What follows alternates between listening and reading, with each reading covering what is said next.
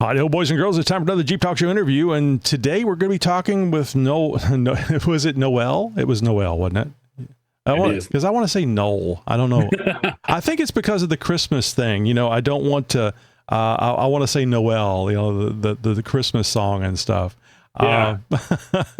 Anyway, Noel, visionary leader, the executive director of Martin County PAL, a transformative organization dedicated to the empowerment of young lives through mentorship and athletics, leaving behind a thriving career in landscape. Oh, yeah, you can spend a bunch of money on landscaping, and it makes such a big deal to the house. It makes it look so much nicer. Noel recognized he needed to structure. Hang on a second. Noel recognized the need for structured mentorship and an athletic program in their community. His journey marked by profound commitment to service and purpose. Noel, thanks a lot for being here. And, I had you pronounce your name before we started, and I still screwed it up. But that's kind of the charm of our show, and especially the interviews. Well, Tony, I really appreciate you having me here. And you know what? I'm used to the name thing. It's God, yeah. 50 years in the making, and I still get it every day. So I just want to mention the name of your organization really quick. Martin County PAL, like PayPal, but the PAL. .org, mortoncountypal.org. I mentioned that at the front of the interview so people can go and check out the website and see what's going on there. And I think I found when I was going to it that you got to put a www in front of it for it to work. So if you guys try going to mortoncountypal.org and it doesn't come up, put the www in the front of it, the old way of getting around the internet. All right, Noel. So now there's a Jeep component to your organization, correct? There is. Yeah, we have, I've had a Jeep now for 6 years, Mojito Green JL 4-door. And, I slapped the PAL logo on there and everything else. And it's definitely well known in the community. And I'm always getting messages and texts. Oh, I just saw the PAL Jeep. So we are definitely embedded in the community with that PAL Jeep. You love hearing that too, being seen, especially when you're trying to make people aware of things. It's nice to get feedback. And I was just mentioning this the other day to a guest in an interview. It's so important whenever you're part of an organization and you get people to not only, people are seeing it, but for them to take their time to mention it or say, "Oh, I saw that," it just really feels good because it's effort and it is an expense as well. Yeah, I mean, everybody always tells me that it's good and bad because I can't hide, and I'm seen all the time, right? Oh, you'd be dead meat if somebody saw you at McDonald's. Why are you eating there? Listen, I've had it. Oh my God, I had it the other day because my son started driving and he was using the Jeep one day, and my phone's blown up. What are you doing at McDonald's? I'm like, it's not me, it's my son. Yeah. Oh yeah. Yeah. So when your mission statement is to develop healthy, productive leaders of the future, and the PAL Jeep sitting in the drive-thru at McDonald's. Oh, it's my kid. You say it's my kid, then everybody understands because they don't do exactly what you tell them to do. So, what kind of Jeep is it? It's a JL, soft top JL, Mojito Green. It's lifted. I've got the lights on for the night. I mean, you can't miss this thing. Can't miss it. So, what kind of lift? It's a rough country 2.5-inch lift. And I've got the Oracle lights underneath. And, oh, nice. Yeah. And then my team, I just turned 50 in the beginning of this year. So my team bought me one of those giant whip LED antennas. And that thing's the brightest thing on the Jeep. So I've got that flashing with a green strobe. And yeah, this thing's obnoxious when it's at night.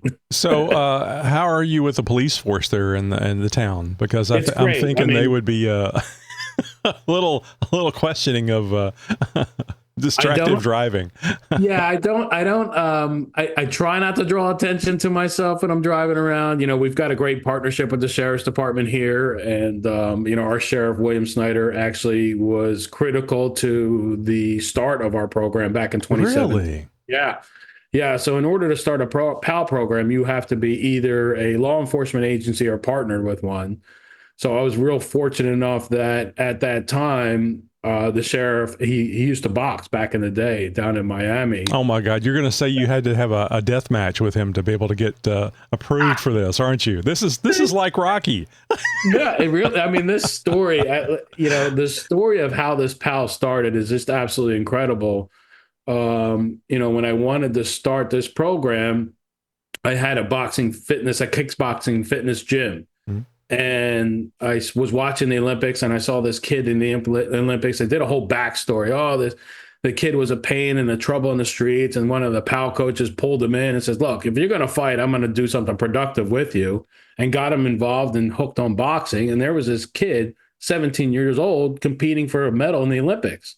Wow. And I turned to my wife and I said, hey, how cool would it be to take one of our kids and put him in the Olympics? Mm-hmm. And she's like, well, do it. I'm like, I don't know how to do it. I was like, I'm a landscaper. I'm doing this for extra money at night, Right.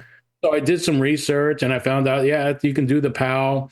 You have to be partnered with an organization. Oh, well, that's funny because the sheriff is actually working out at my gym at night doing boxing. Oh. I'm like, hey, Sheriff, I'm like, can we do this? He's like, yeah. He's like, I'll help you any way I can. So we signed an agreement that, a partnership with them, and there's no financial obligations from him. We're on our own to figure that part out. But I mean, if it wasn't for him, this would have never started. It would never be where I am today. Mm-hmm. So I didn't ask you, where are you guys located? And I'm assuming that you handle just for the general area with the kids and the athletic programs and stuff. That's correct. We're located in Martin County, Florida. We're right in Palm City, and we service all of Martin County. And we actually go all the way out west to Indiantown, which is a rural town here in Martin County as well. Mm-hmm. So we cover all those areas. We're serving about 600 kids a year right now, and growing. Every year we're growing at a tremendous clip. And it's just been a blessing. This was just my calling, and I left my 38 years in the landscape industry for this, and this is just what I was put on the earth to do, and that's what I'm doing. So switching gears here a bit, because I'm just curious, what is the thing about landscaping that was the biggest gotcha that you just didn't think it would be a thing? I'm sure people are just really pains in the asses, and they ask for unrealistic things that you can't do, or you can, but it would be very expensive to do. But was there a common gotcha about landscaping that you learned about over those 30 years? I was landscaping when I was in 8th grade. I mean, my dad was like, I was born an entrepreneur and a hustler. That's great. My dad's like, if you want to go get those shoes, you got to go find money. I said, well, can I use the mower? He's like, yeah. And I would literally take the push mower, a little tank of gas, and like those hand shears, like the old hand shears. That's how I used to edge the sidewalks on my hands and knees. Wow. And I would just go hustle. I'm like, yeah, I'll cut your lawn for $20. And one thing led to another. And I was in college. I did college for about 2 years, and brick and mortar was not my thing. Like I was always looking out the window. I'm like, hey, I want to go do, and I just left college, dropped out of college, and started my own company. Actually acquired and purchased the company of the guy that I used to work for during the summers. Wow, nice. And I picked up a partner, and we just blew this thing up. And I actually went to school for landscape design and just blew it. And I'm just so passionate about transforming people's yards and everything. And then this was up in Pennsylvania. So I quickly got sick of the winters up there. Oh, of course. And my uncle had a house down here. What do you do? How do you make a paycheck whenever it's wintertime and there's snow? Are you into snow shaping? Come and put a snowman up in the front yard for people? I mean, there's not much to do, is there? When we first started the business, my partner and I would have to get part-time jobs in the summer to pay the bills, right? But we got to the point where we were successful enough that we would put money away to hold us through the winter, and we would plow snow and everything. But in Pennsylvania, where we lived, it wasn't the moneymaker. That was just, icing on the cake, so to speak.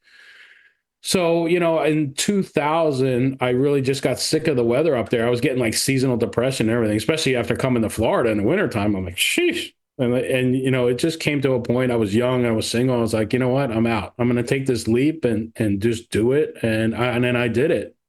Moved down here, went to school here, learned about landscape here in the schools because, it's a different, From seasonal to tropical. So I, versed myself in here, worked with a landscape company here, switched to another one. And, I worked with some of the top 10% people in the entire world. I mean, we were doing houses on Jupiter Island, Palm Beach Island. I mean, millions and millions of dollars in landscape. And it was just amazing. Meet great people, transform dirt into like beautiful oasis for people. And it was so satisfying. Yeah. It's so funny. You were talking about the mower and stuff. And I actually mowed grass whenever I was probably 13, 14 years old, and bought a 10-speed bicycle, a Swin 10-speed bicycle that was like $110. Yeah. And I was always, I thought, oh, I got another yard. I'm going to be able to get that bike, in another 6 months or whatever it was.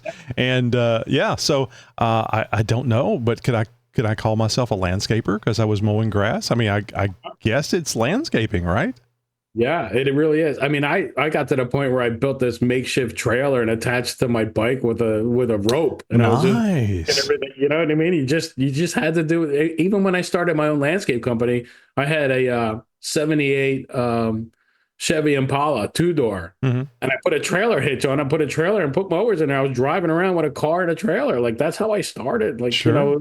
And the cool thing is that because you did this, you learned that all you have to do is just put forth the effort, put forth the time, make the contacts, get the customers, and you can take care of yourself. And that is a wonderful thing to do. I mean, I've worked for multiple companies over the years, and it's always been a disappointment because corporations don't give a shit about you. You're a cog in the wheel. I mean, and we all know that going in, but the relationships that you, and the time that you put into it, you think it's going to be worth something, and it's really not in the big scheme of things. So, being able to have, I always look at it like you can have one customer, which is the corporation, or you can have a lot of customers, which are your, the people that you're really working for. And if you lose one, it's sad, but you still got all these others. Yeah, and it's funny you say that because that's a huge component of what's missing in today's world with these kids. It's that hustle and drive. These kids, they need to learn that hustle. Like, we're not here to give them stuff. Like, that's not the way it works. Right. Like, handouts don't exist. I mean, they're great when they're there, but when they disappear, what are you left with? Right. Like, so we've got to teach these kids the hustle and the passion and the drive. Like, we really work hard here with our kids to find that dream and that goal.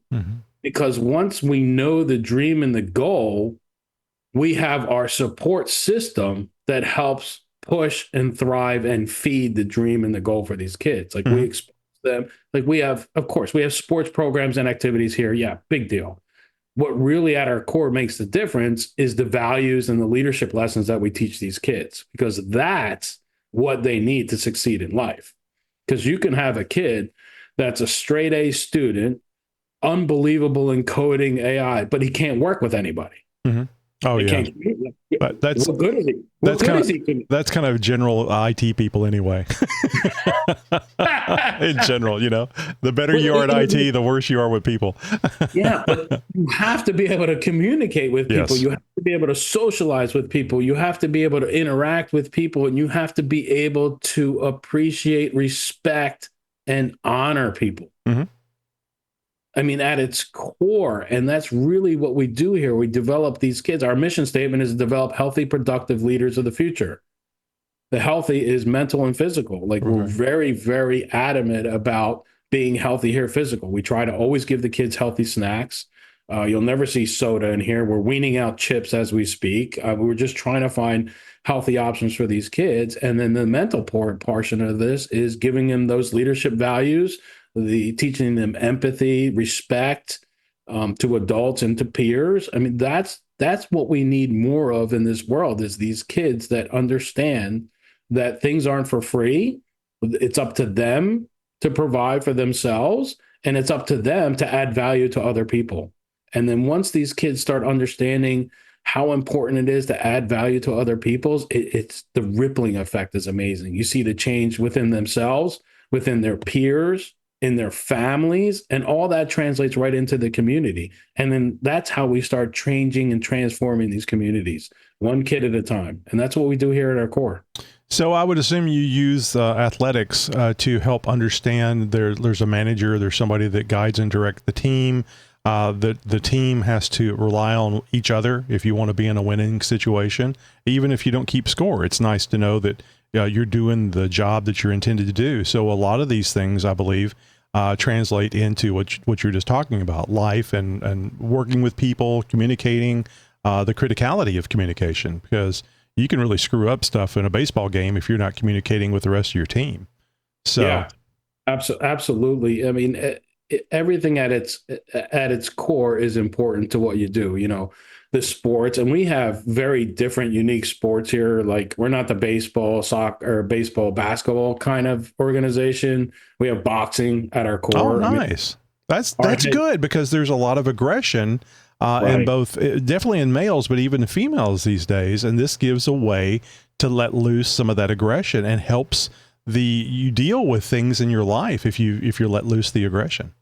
Right. And these kids are all bottled up all day long at school, right? They're constantly be told, no, you can't do this, you can't do that. They're stressed. Something at home is twerking them, and they can't get this aggression out, and they come over here and beat the hell out of a bag.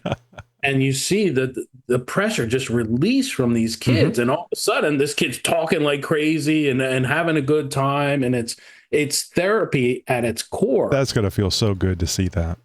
Even us, you know, my employees are staff. I'll be here during the day, and all of a sudden the bag is ripping out there. I'm like, oh, somebody's having a bad day, you know. Well, I guess the meeting didn't go as well as I thought. Yeah, hopefully I wasn't the cause of that problem. Right? But yeah, it's important. And then we have golf. We have a great golf program that's really starting to blow up. And you know, golf, you know as well as I do, golf is like going in a Jeep. I mean, you talk about emptying the bank. Yes. You know, and these kids, they can't afford, you know, a set of clubs is like $200 to go play golf, 40, $50. I mean, that's so expensive. So we're putting these kids on the golf course, and it costs them nothing.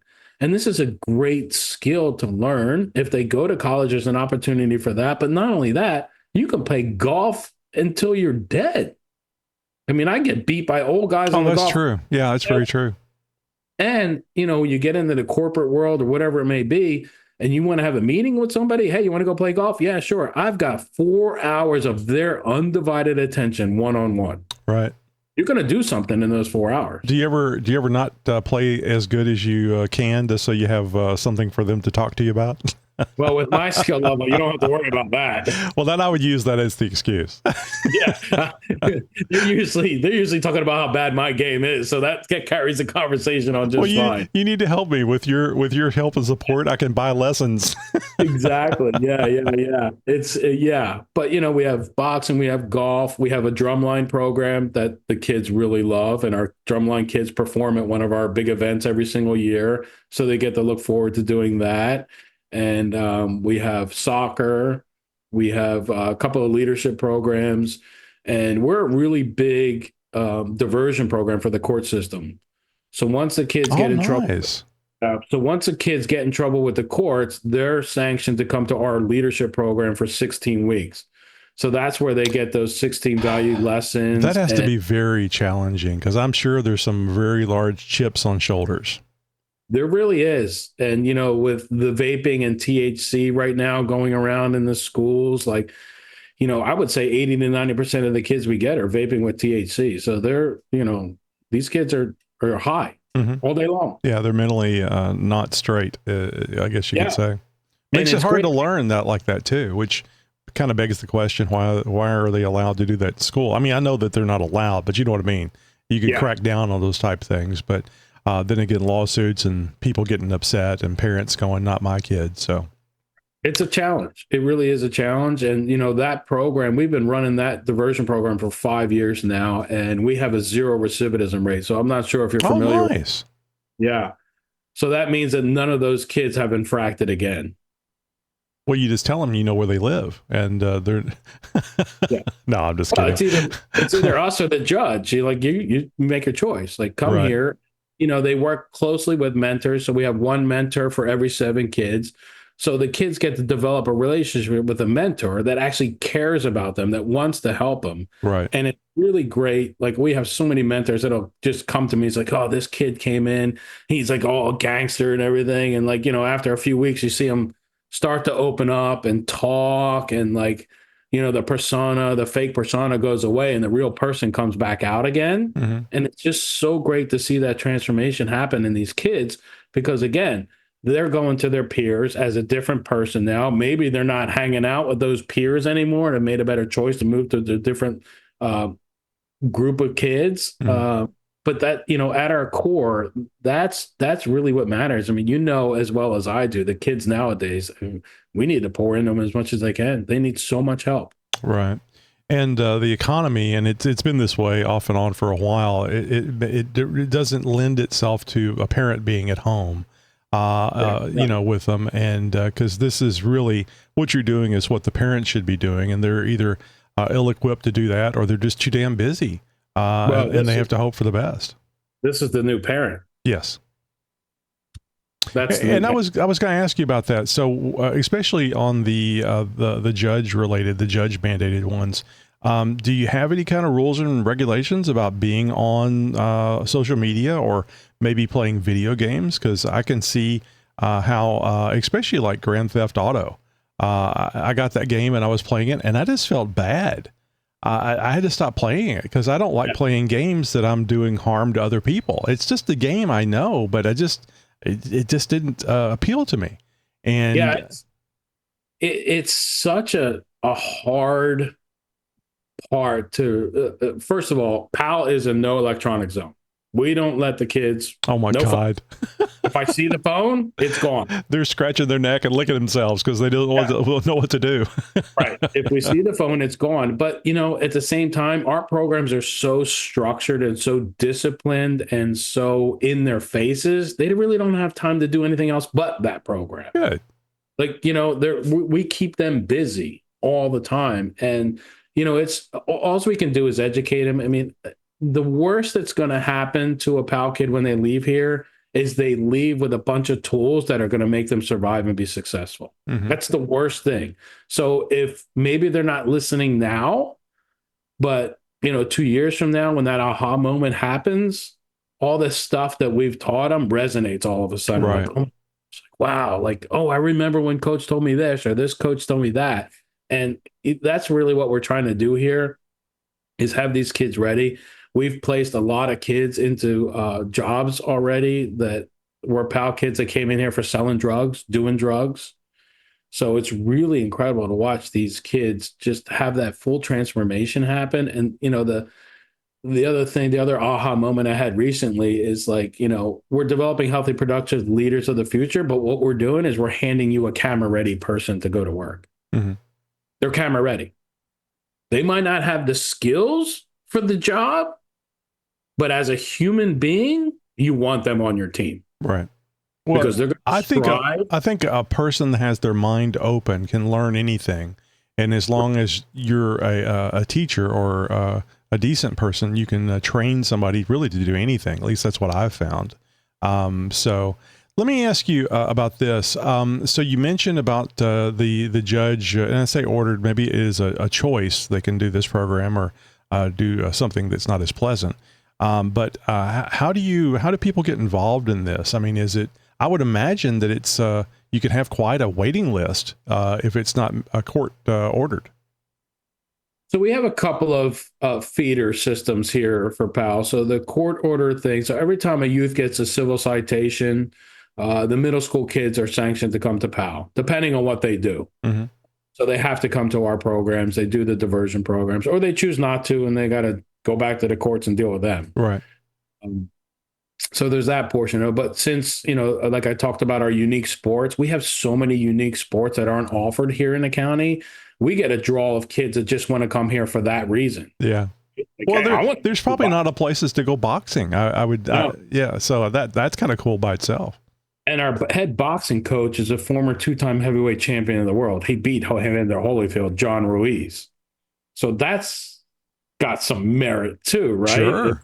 Hey, we've got a legit boxing system here. But the other piece of it too is I'm really proud and adamant about the fact that we have positive male role models here, Mm-hmm. which are so needed today.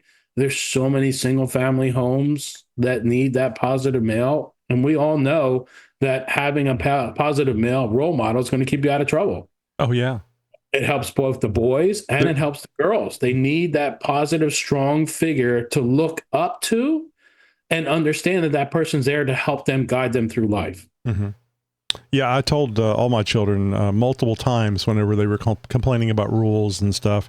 I said, look, you can learn from mom and I, or you can learn from life. And I guarantee you life is going to be a lot harder on you than anything that we're doing to you. Yeah, absolutely. And, as parents, it's our job to prepare them for life. Yes. And, the single family, and not necessarily just a single family, but like you said, with the economy the way it is and inflation, we have families that are working 3 or 4 jobs. Right. Mom and dad are working 3 or 4 jobs. So the kids are wherever. Oh, and the kids understand it, but they don't like it, and they're left to their own devices. And depending on their age and the people they hang around, yeah, it's a nightmare. And I'm assuming this is open for both boys and girls.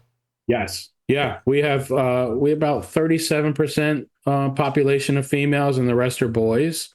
We have a heavy Hispanic population here at our organization now, due to going out to the rural areas. Mm-hmm. And so, yeah, we cater to them all. We're here to support them and everything. And, we just started developing programs for parents, too. Because, as you can help a kid all they want, but they go home to a toxic environment every single day. It's like... That's going to be some tough conversations. It is hard. We're taking baby steps. We partnered with John Roseman last year, who's a world-renowned parenting expert and psychologist, and we had him come to PAL, and we did 12 hours of video series with him on parenting topics. Mm-hmm. Kids not listening. How do I do discipline, bullying, electronic devices like we both talked about? So we put together a whole entire parenting session for parents, video series.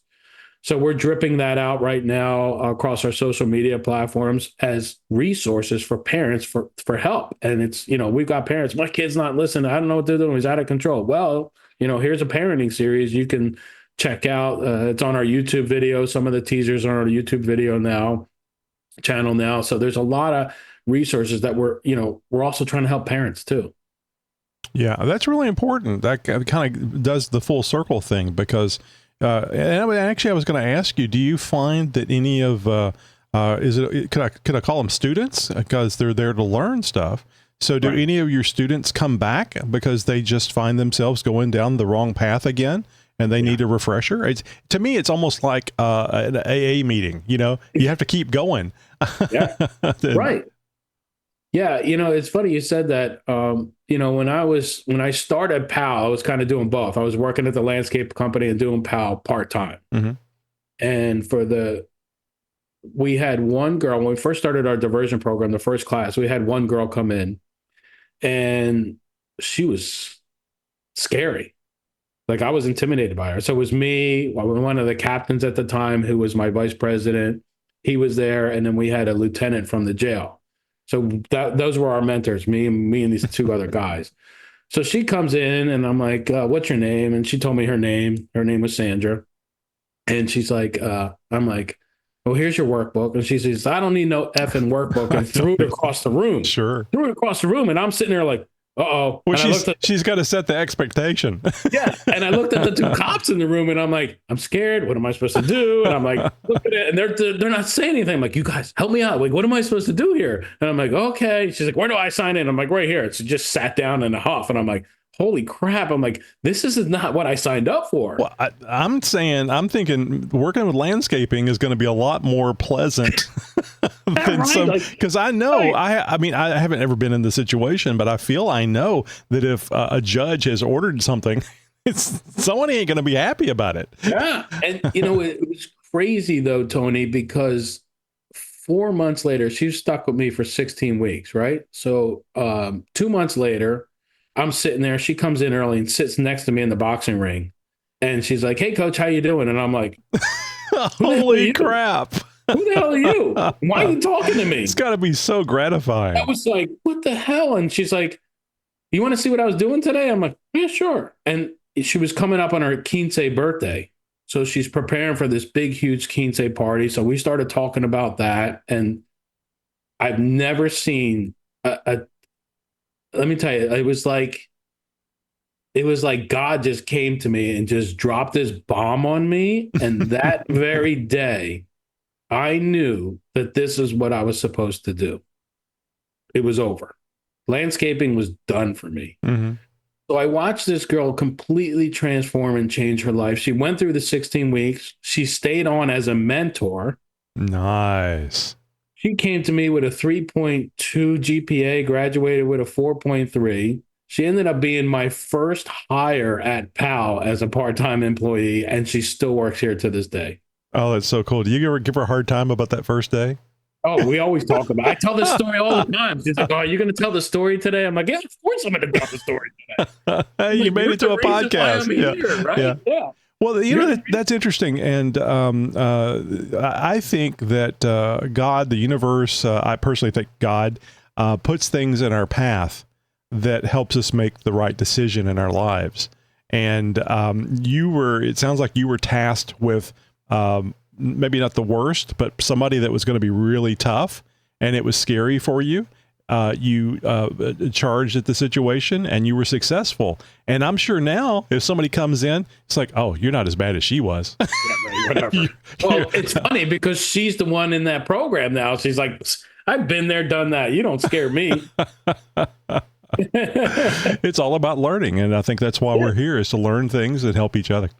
It's so great. Yeah. And we have a ton of mentors. Like we encourage, like all of our, we have three high school kids have been in our boxing program for a while. So now they coach our boxing fitness program. They're here as coaches and mentors, and we pay them. We pay the mentors to come coach. Like, why not? They're here. Right. They're working. I'm going to pay you. Here's a job. They work. That's a good point. How do you guys make money? How do you guys, is it donations? Is it drives and stuff? How does that work? Yeah, it's the nonprofit beg, borrow, and steal scenario. It's the way it is. I get up every day and have to hustle money. We have a bunch of events throughout the year. We're down to about 4. We have one big signature event called Bahama Mama, and that's our big premier event. We always have it in May. And then we have a bunch of other events that are stapled through. So we have a Jeep Riddle Run.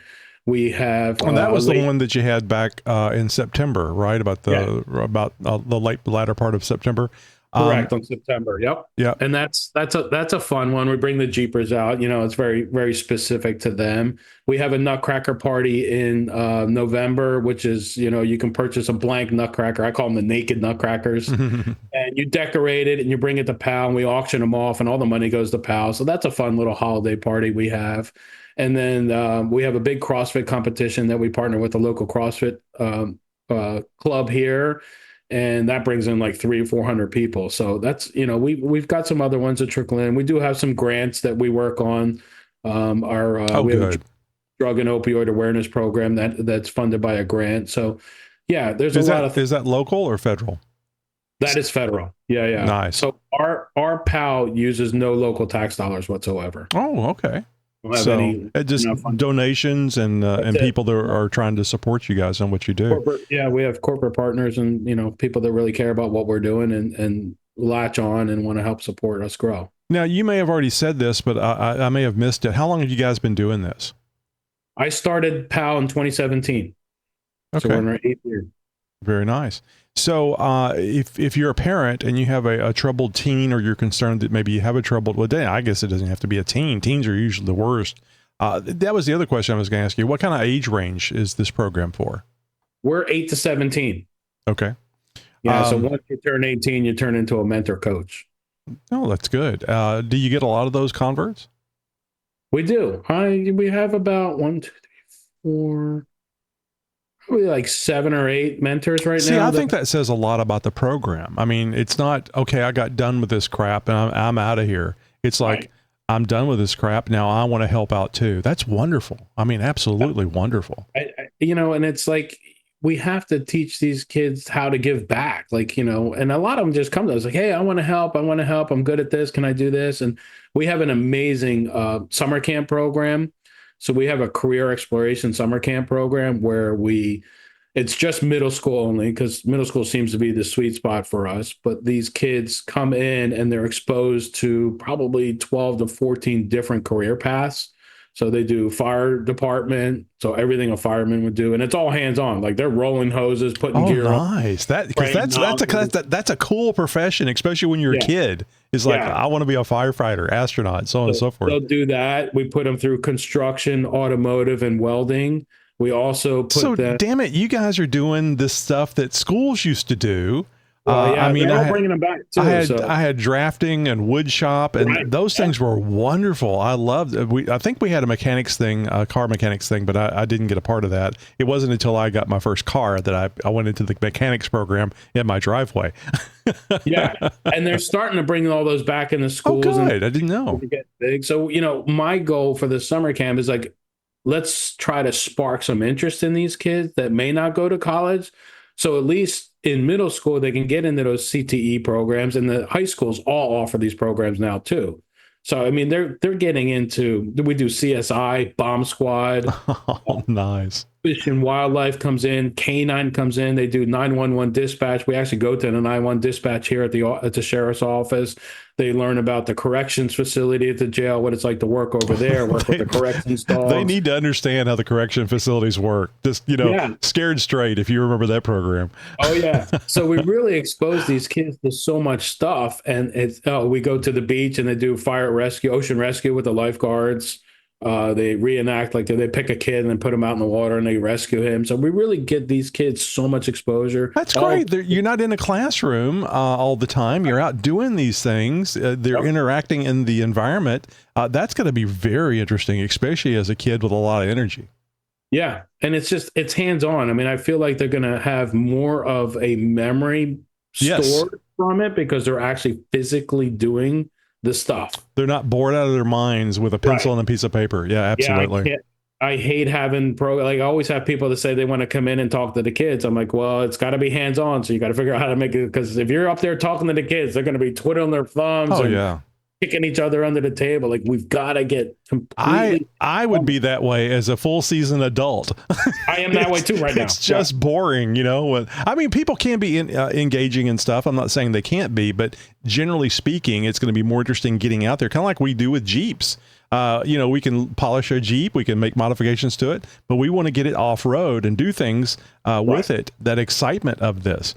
So you were talking about the events. So you have one Jeep related event per year, or is it? Okay. So, but you personally have that Jeep that you drive around. Yes. Do you find any of the kids are curious about Jeeps, and why do you have that Jeep, and why is it lifted? Why you do the big tires? Do you do anything? Do you answer any questions about Jeep related things or off-roading?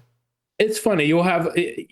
You've got 600 kids. Every kid's got their little niche, right? We have that fishing niche where the kids are just all fish. I'm fishing. I'm talking about fishing. We have the kids we have a couple of kids that are into cars. So there's a few of those here and there. So some of them, like during the summer when we do the automotive portion, I let them change the tire on the Jeep. Like, here, go change the tires. Like, what size tires? I think you said, but is it 35s, 37s? I have 32s on mine. Okay, well, good. Then they can manage that. Yeah, we had to make it manageable. Well, that's the other thing, because you got a girl in there. Like, I'm not changing a tire. I'm like, you better learn. Yeah, absolutely. Right now. Because if you're on a date with a guy and you get a flat tire and you're the one changing the tire, you need to get a new date. You cannot guarantee that a boy or a man is going to be able to change a tire these days. I mean, I think if he's driving a standard, you have a 50-50 chance. Well, I can guarantee you that all 150 of my pal kids can change a tire. Guarantee. Very good. Can't leave camp unless you change a tire.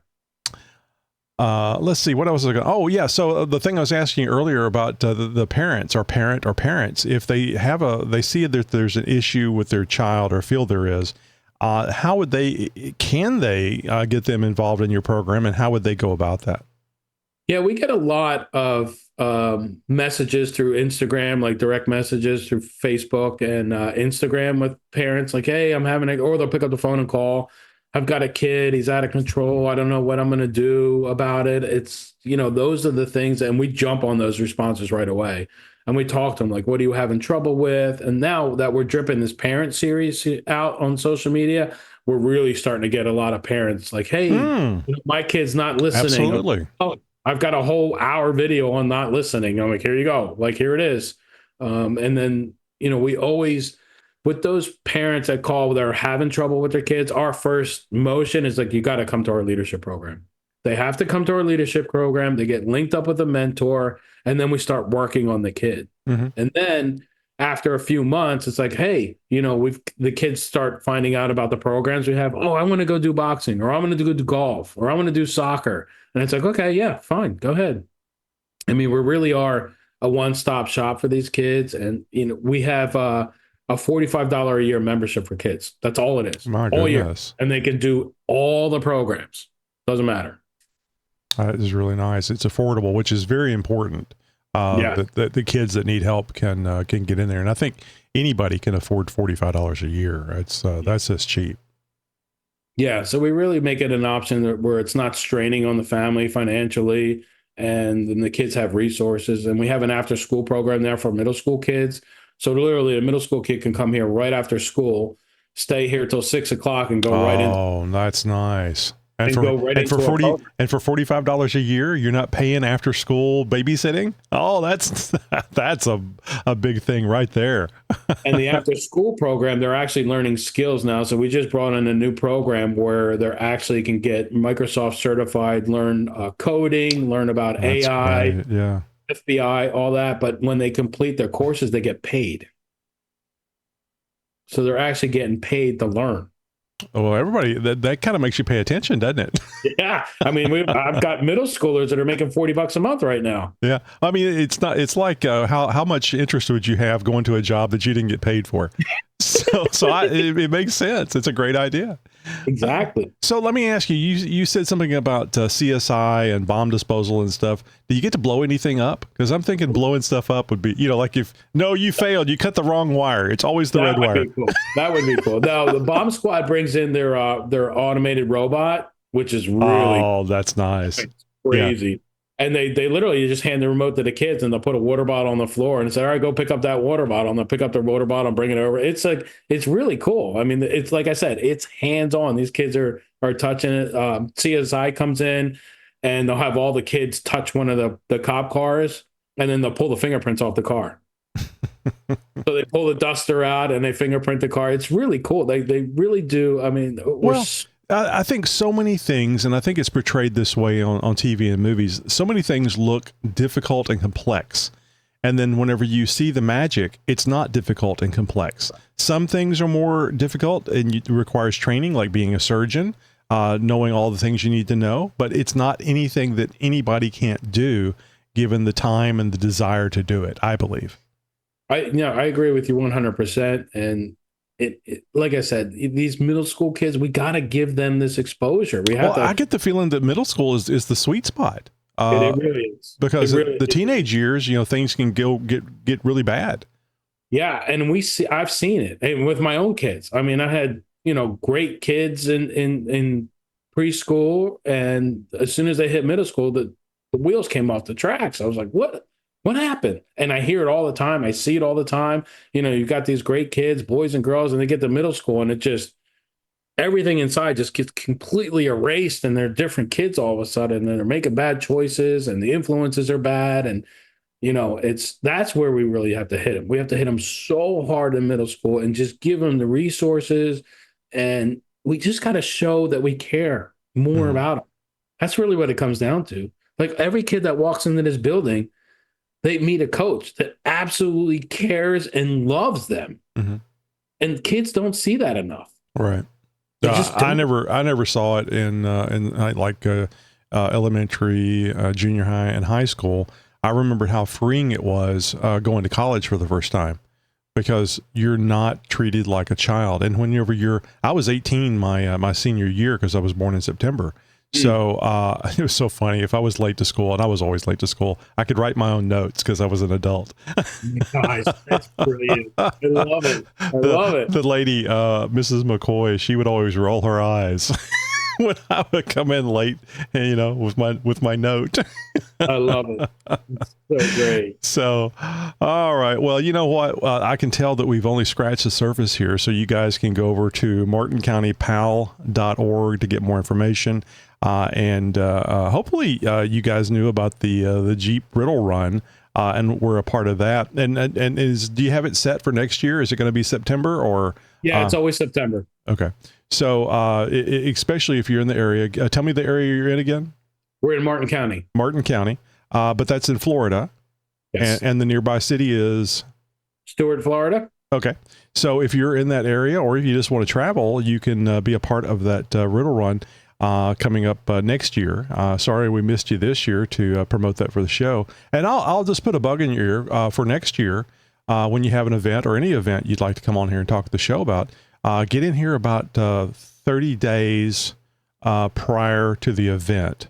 And of course, it depends on our interview schedule, but the sweet spot for podcasts is about 30 days because that's about the maximum exposure.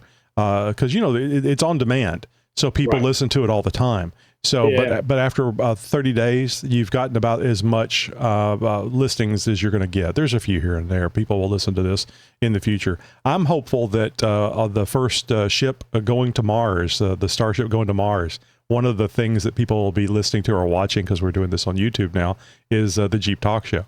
So I think that'd be really cool. Yeah, for sure. I think that's amazing. Yeah. So anyway, you know how the kids love the social media. Where can they find you on social media? martincountypal.org is the website. What else you got? So Instagram is Martin County Pal, and Facebook is Martin County Police Athletic League.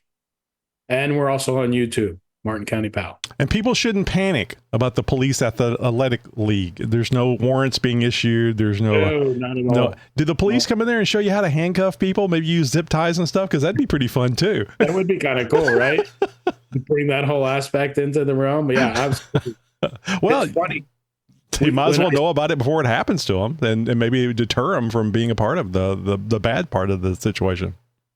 Tony, when I started a soccer program, I had a guy come to me and said, "Hey, let's start a soccer program in the Hispanic neighborhood." I'm like, "Yeah, sure, I'm game." He's like, "Really?" I'm like, "Yeah." He's like, "You're going to coach? I'll do it." So I rolled up there, and the whole soccer field was full of kids. So I rolled up there in a Pal Jeep with the big star logo on it. Get out of the Jeep, and the field clears out in 5 minutes. And I'm like, "Oh shit!" So me and the other guy, I'm literally chasing this lady down the street. And she was the slowest, oldest lady. I'm like, I'm going to catch her. So I catch her and I speak Spanish and I'm talking to her. I'm like, "Oh, I'm not here to arrest you. I'm not even a cop." I said, "I'm here to give your kids a soccer program." Mm-hmm. It's like, oh. So she makes a phone call and a couple other relatives come out. And then, we start bringing the kids back to the field. And by the end of the summer, we had like 100 kids in that soccer program. Well, it's cool because now you know that they can run, so they'd be good at soccer.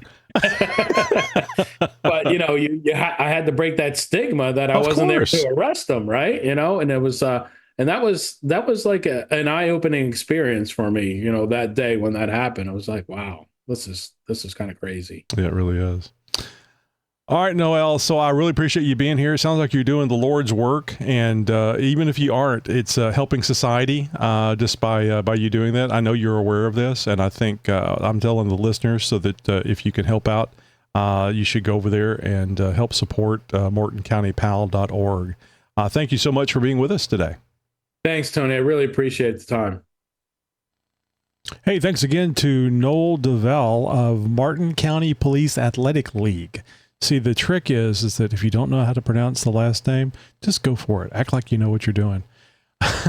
You can visit them at martincountypal.org, P-A-L, martincountypal.org. Sounds like they're doing a great thing there for the kids in that area. And if you're in that area or just want to help support them, go over there, find out more, find out how you can help. All right, so I've been teasing this a little bit. It hadn't happened until today.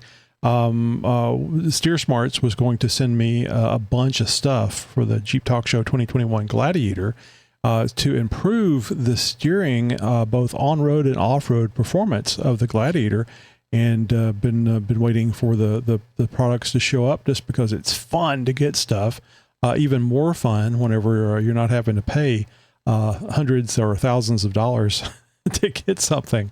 So that showed up today. I was expecting a couple of things from from Amazon, and was watching. I heard the motion detector thing go off, and looked outside, and the FedEx guy. Pretty sure he was pissed off. I mean, I'm just guessing, because he kept bringing box after box, big boxes, up to the door. And it probably took me a good 3 to 4 minutes to bring everything in. So looking forward to that. And I think everybody's this way. Everybody's got a Jeep, or anybody that likes putting stickers on their vehicles. They sent me a bunch of stickers. I think it's a sticker pack, because I was sharing this with a few of the Jeep Talk Show team members, and Natalie from Chick Chat and stuff, she showed a picture of the stickers that she got in yesterday, and they were the same ones that I'm showing here. If you're on the YouTube watching this, you're seeing some of these stickers. They got some really beautiful stickers, and I noticed that they have. My wife thought this was a really cool one. They have a QR code right there that I have yet to scan. I'm going to go check that out and see. I'm thinking it's going to be some gratuitous pictures of Sasquatch. There's another one of the same one. So I just love stickers, and I don't know which one. I've already put a couple of stickers here on the board behind me, but I don't know which one of these I'm going to put on the Gladiator. I like putting the parts and stuff that I put on the Gladiator, like putting on the back windshield of the Gladiator, and to show people behind me. And I put it on the driver's side so it doesn't block my view, for anybody out there that was concerned for my safety. All right, and that's a wrap for today's episode of the Jeep Talk Show. I want to give a big thank you to our special guests for joining us today and sharing their knowledge and experience with the Jeep community. Oh, crap, I forgot to mention, we are going to have Ryan from Gladius Off-Road. Oh, and I think I have a show and tell for that as well. It's a good thing I never clean up my desk. So Ryan over at Gladius Off-Road makes these 3-dimensional emblems, and he made some for the interview, so he could show them on an interview. And I said, hey, let me buy some of those. And of course, no, he just sends them. So actually, Chris, Jeep Talk Show Chris, and I have these really nice. I mean, I think you can see that. Just at the quality of that thing, it's gorgeous, and it's sticks out. It's 3D. So yeah. Anyway, you'll learn more about that in the interview that we're doing with Ryan of Gladius Off-Road. You can go over there and check out all their products right now. I highly recommend them, and beautiful products. I mean, I can see it directly, and that's going to be going on the 2021 Jeep Talk Show Gladiator as well. So big shout out to Ryan for providing those to not only me but to Chris. All right, so don't forget that we have 5 episodes a week. It's understandable if you've missed past episodes, because there's a lot to listen to. The trick, and I don't know if I've mentioned this before, the trick is we have competitors out there that talk about off-road and Jeeps and so on and so forth. My plan was that if we do 5 episodes a week, you won't have time to listen to anybody else. No, there's always plenty of time to listen to other podcasts, and there's some good ones out there that I like listening to as well.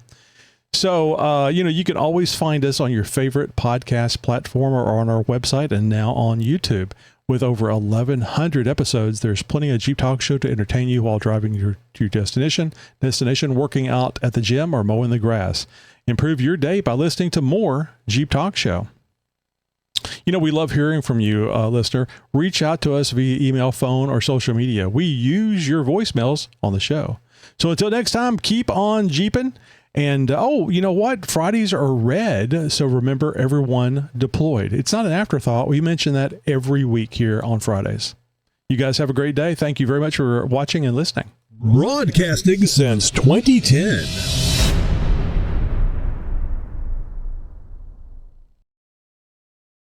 You're my friend. You're my new friend.